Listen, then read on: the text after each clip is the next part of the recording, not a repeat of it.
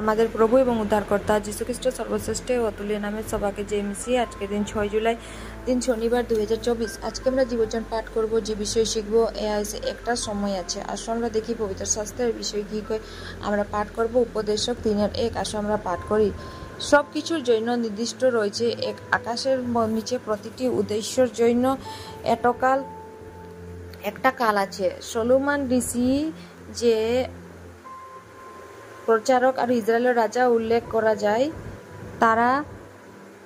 তার জন্য একটু ঋতু রয়েছে। একটি 28 বিভিন্ন ঋতু আর সময়কাল উল্লেখ করছেন, যেনে জন্মর একটি সময় আর এক হয়েছে যে একটি মৃত্যুর সময়, একটি রোপণের সময় এবং যা রোপণ করা তাকে উপরে ফেলার একটি সময়। যদিও অনেক ঋতু আছে, একটি নির্দিষ্ট ঋতু আছে যখন প্রভু আমাদের সাথে মিলিত হন। একটি সমস্যা আছে যখন পরিত্রাণের প্রয়োজনীয়তা আমাদের উপর মুক্ত হয়। সে সময় যখন ঋতু আমাদের সাথে কথা বলেন এবং আমাদেরকে আত্মাকে পুনর্জীবিত করেন। একটি সময় যখন প্রভু আমাদের সাথে একটি চুক্তি করেন এবং আমাদেরকে উন্নতি করেন। ঈশ্বর তাকে প্রদত্ত অনুসারে মরশুমে সমস্ত মুহূর্ত মিস করছিলেন। তিনি পুত্রদের বিশ্বস্ত এবং পিতার আশীর্বাদের শ্রেষ্ঠ উপলব্ধি করতে ব্যর্থ হন। তারা দৃষ্টি নিবৃত্ত ছিল শুধুমাত্র খাদ্য, লাল দই এবং প্রাতিভ লালাসার দিকে। ধর্মগ্রন্থই বলে ইব্রি 12:17, তোমরা তো জানো, তারপরে যখন সে আশীর্বাদের উত্তরাধিকারী হতে ইচ্ছা করেন তখন সজল চোখে আন্তরিকভাবে তার চেষ্টা করলে অগ্রাহ্য হল, কারণ সে তার বাবার কাছে মন পরিবর্তন করার সুযোগ পালে না। সময় এত দ্রুত কাটছে যে আমরা জীবন আশ্রমের শেষ প্রাত। আমরা জানি যে প্রভুর দিন নিকটে, তার দ্বিতীয় আগমনের সমস্ত ভবিষ্যবাণী পূর্ণ হচ্ছে। আমরা সারা বিশ্বে তার আগমনের লক্ষণ দেখতে পাচ্ছি। আমরা পৃথিবীতে অন্য প্রজন্মে উত্থান দেখতে পাবো কিনা তাও সন্দেহজনক।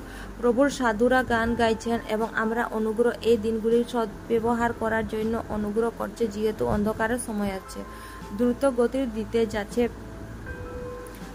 দিনের দ্রুততার কথা উল্লেখ করে ইউবে বলে, ইউব 9:25 পড়লে আমরা পাই, আমরা আরও কি করতে সময়ের শেষের দিকে ছুটছি। অতএব ঈশ্বর আমাদের যে মূল্যবান এবং সোনালী মুহূর্তগুলি দিচ্ছে তা আমাদের ব্যবহার করা উচিত। প্রভু যীশু তাদের দিকে তাকিয়েছিলেন, যারা সময় কতটা মূল্যবান তা অনুসন্ধান তাই করবেন তাদের জীবনযাপন করে।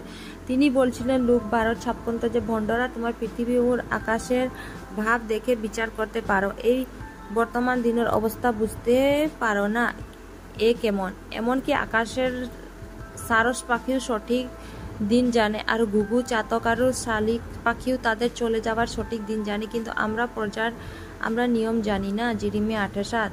প্রতিটি মুহূর্তে সর্বোচ্চ ব্যবহার করুন, সময়ের সদ্ব্যবহার করুন। প্রভুর জন্য আপনাকে কে কাজ করতে পারেন তা আপনি সর্বশক্তি দিয়ে করুন। ভুলে যাবেন না যে আপনার হৃদয় প্রতিটি স্পন্দন প্রভুর দেয়ার অনুগ্রহ স্পন্দন। ধ্যান করার জন্য সন্ধ্যার জন্য যে শুক্ল হয়েছে প্রকাশিত বাক্য 10:7। আসলে আমরা পাঠ করি পবিত্র শাস্ত্র এর বিষয়ে কি কয়।